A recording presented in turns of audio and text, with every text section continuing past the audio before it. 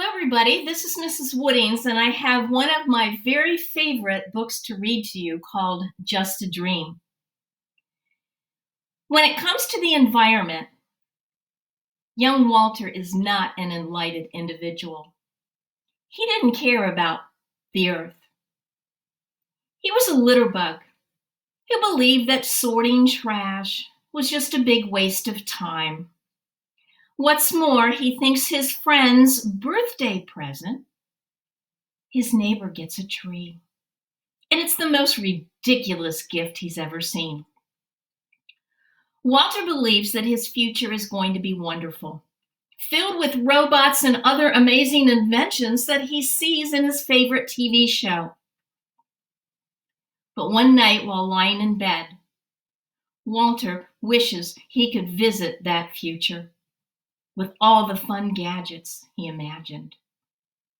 He fell asleep, and his wish came true. Exactly what he had imagined. But it wasn't quite what he wanted to see. When he returned to the present, he was changed forever, and so were his dreams. This story is written and illustrated by Chris Van Allsburg, a Caldecott-winning book. It was written over 30 years ago, and yet this author had a dream of what the future could be 30 years ago.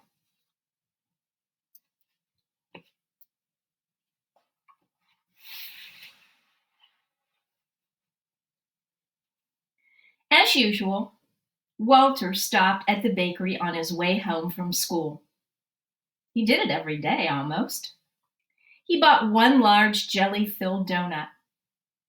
He took the pastry from its bag. He would eat it quickly as he walked home. Then he would lick the red jelly from his fingers. Every day he crumpled up the empty bag and threw it by a fire hydrant. Today was no different.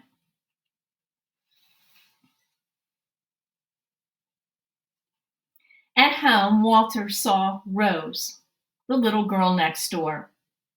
She was watering a tree that had just been planted. "Hey, it's my birthday present," she yelled to Walter. Huh? Walter couldn't understand why anyone would want a tree for a present. His birthday was just a few days away, and he yelled at Rose, "I'm not going to get some dumb plant like that." I bet Rose's feelings were a little bit hurt. After dinner, Walter took out the trash. 3 cans stood next to the garbage. One was for bottles, one was for cans, and one was for everything else. And as usual, Walter dumped everything into one can. He was always too busy to sort through the garbage, especially when there was something good on television. The show that Walter was eager to watch was about a boy who lived in the future. The boy flew around in a tiny airplane that he parked on the roof of his house. He had a robot and a small machine that could make any kind of food he wanted at the push of a button. Wow, how cool would that be, he thought. Walter went to bed that night, wishing that he could live in that future. He couldn't wait to have his own tiny airplane and a robot to take out the trash and a machine that could make all the jelly-filled donuts he wanted by the thousands. But when he fell asleep, his wish did come true. But it wasn't what he had imagined. That night, Walter's bed first traveled to the future. Walter woke up in the middle of a garbage dump. A bulldozer was pushing a bunch of garbage bags toward him. "Stop!" he yelled. The man driving the bulldozer hadn't seen him, and then he put his machine in neutral. "Oh, sorry, I didn't see you." Walter looked out at the distant mountains of trash. He saw half-buried houses. "Do people live here?" he asked. "Oh, no, not anymore," answered the man. And a few feet away from his bed, there was a rusty old street sign that said, "Floral Avenue." "What? I used to live on Floral Avenue. And look, that house on top of the hill, I think it's my house. Oh, this can't be the future." And the driver revved up his bulldozer. "Well, I gotta get back to work," he shouted. Walter was horrified and pulled the covers over his head. "This can't be the future. I'm sure it's just a dream." And he fell back asleep.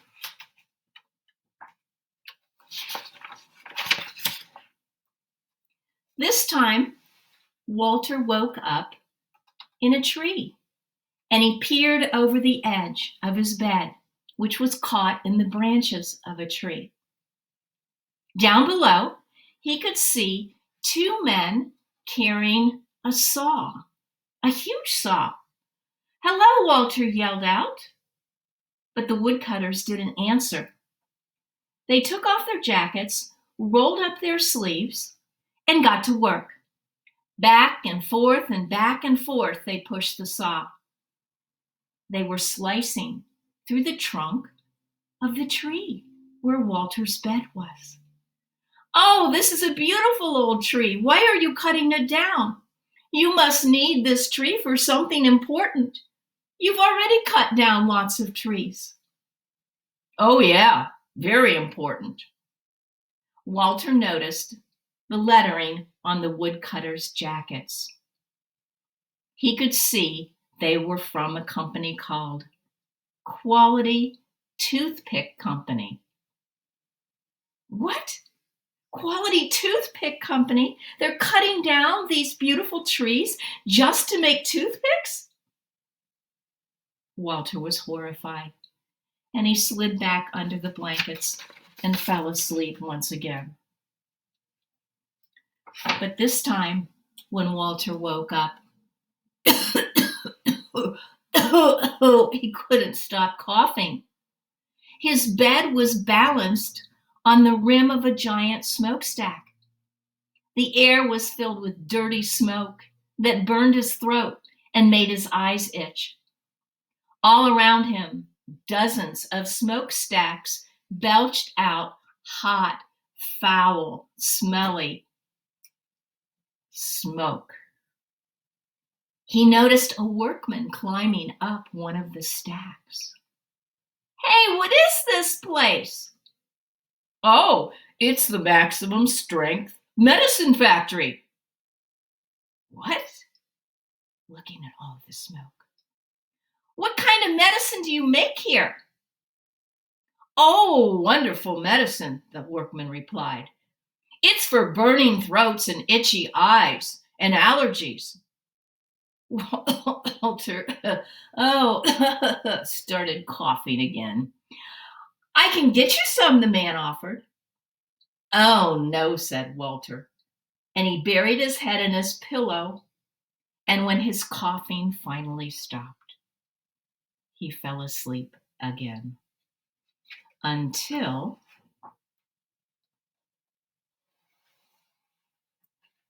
this time he woke up with snowflakes falling on his head. And when he looked down, he saw a group of people wearing snowshoes, and they had long fur coats. They had hiked past his bed. "Hey, where are you going?" "To the hotel," one of them replied. Walter turned around, and he saw an enormous building. And the sign on it read, Hotel Everest. Are we on the top of Mount Everest? Oh, yeah, said one of the hikers. Isn't the new hotel beautiful?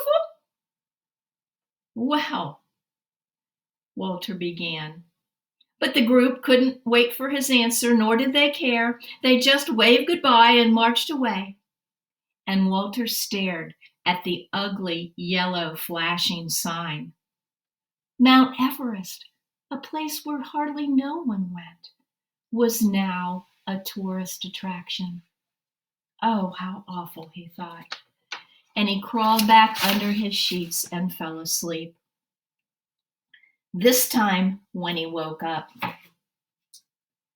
his hand lay in water, and his hand was cold. And when he opened his eyes, he found himself floating on the open sea.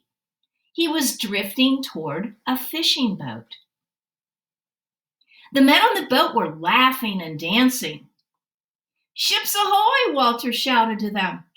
And the fishermen excitedly waved back. "Hey, what's your celebration for?" Walter asked. "Oh, we've just caught a fish," one of them yelled. "This is the second one we caught this week." Only 2 fish in 1 week, Walter thought. They held up their small little fish for Walter to see, and they were so excited. And Walter said, "Hey, aren't you supposed to throw the little ones back?"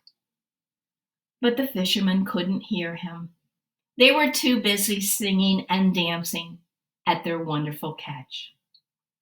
Walter turned away, and soon the rocking of the bed put him to sleep. Until he woke up with loud, shrieking horns nearby. He jumped up. He was startled. There were cars and trucks all around him, horns honking loudly, and cars creeping along inch by inch. There Walter was in the middle of a highway. Every driver had a cell phone at their ear, a phone in one hand and a big cup of coffee in the other. The traffic was going so slow, and when it finally stopped, the honking even grew louder. Walter could not get back to sleep. It was deafening. Hours passed, and he wondered if he'd be stuck on this highway forever. He hadn't really moved. He pulled his pillow tightly around his head to muffle the loud sound. This can't be the future. Where are the tiny airplanes and the robots? And the horrible loud honking continued continuously into the night until finally, one by one, the cars became quiet when the drivers fell asleep. And Walter fell asleep too. Until this time, when he woke up, there was a horse staring at him. A horse right over his bed. And in the saddle was a woman wearing cowboy clothes. "My horse likes you," she said. Well, good," replied Walter. But he wondered, where am I this time? All he could see was a dull, yellow haze. "Son," spreading her arms out in front of him, "this is the mighty Grand Canyon." Walter gazed into the foggy distance. "Of course," she went on, "with all this smog and pollution, nobody's gotten a good look at the Grand Canyon for many, many years." Then the woman offered to show Walter some postcards that showed the canyon in the good old days, years ago. "These are my treasures," she said. "Aren't they pretty? Real pretty," she said. But Walter couldn't stand to look. "I can't believe it. It's got to be a dream. And I know I got to wake up soon." But then he fell back asleep. This time when Walter woke up, he peeked out from under his sheets.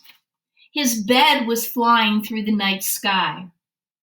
A flock of ducks passed overhead, and one of them landed on his bed, and to Walter's surprise started to speak. "I hope you don't mind if I take a short rest here." The ducks had been flying for days. "We're looking for a pond where we always stop to eat, but we cannot find it. We are hungry, and I'm losing my energy." "Well, I'm sure it's down there somewhere," Walter said, although he suspected something awful probably happened to the pond. After a while, the duck, who was very, very weak, waddled to the edge of the bed, took a deep breath, and flew off. "I wish you good luck," Walter called. Then once again he pulled the blanket over his head. "It's just a dream, actually a nightmare, and I wonder if it will ever end."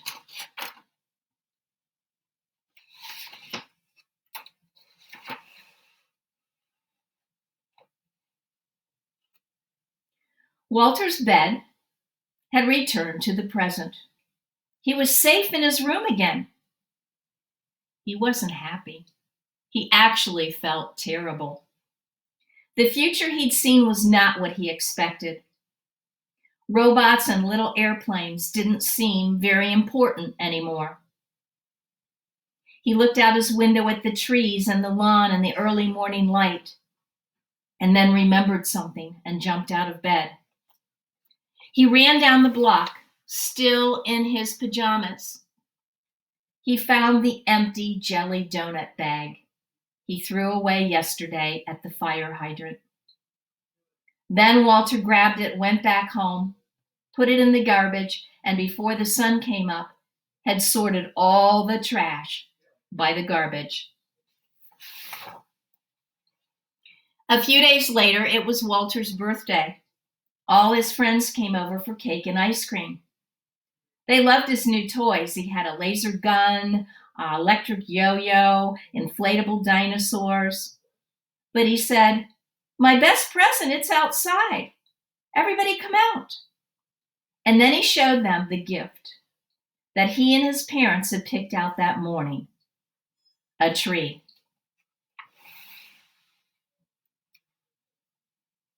After the party, Walter and his dad planted the birthday present. When he went to bed, Walter looked out the window. He could see his wonderful tree and the new tree Rose had planted on her birthday. He loved the way they looked. They were side by side, just perfect. What a beautiful sight, he thought.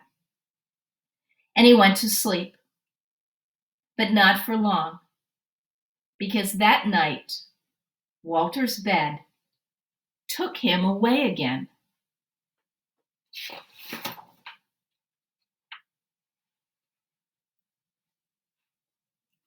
When Walter woke up, his bed was standing in the middle of two tall trees.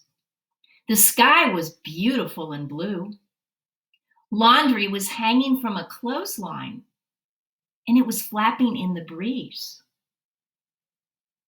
A man pushed an old motorless lawnmower. He thought, this can't be the future. Where's the clothes dryer? Where's the motor lawnmower or an electric lawnmower, he thought. This has got to be the past. This is how they did things a long time ago. "Good morning," the man said. "You found a nice place to sleep." "Yes, I have," Walter agreed. "It's beautiful here. There's something very peaceful about these huge two trees next to one another." The man looked up at the rustling leaves, and he said, "My great-grandmother Her name was Rose. She planted one of these trees a long time ago, when she was a little girl. Walter looked up at the leaves too and realized where his bed had taken him. It's not the past. This was the future. A different kind of future, not the one in the first dream. In this second dream, there were still no robots or tiny planes. There weren't even any clothes dryers or gas-powered lawnmowers. Walter laid back and smiled. I like it here. I like this dream. And then he drifted back off to sleep in the shade of two beautiful giant trees. The trees that he and Rose had planted so many years ago. The end.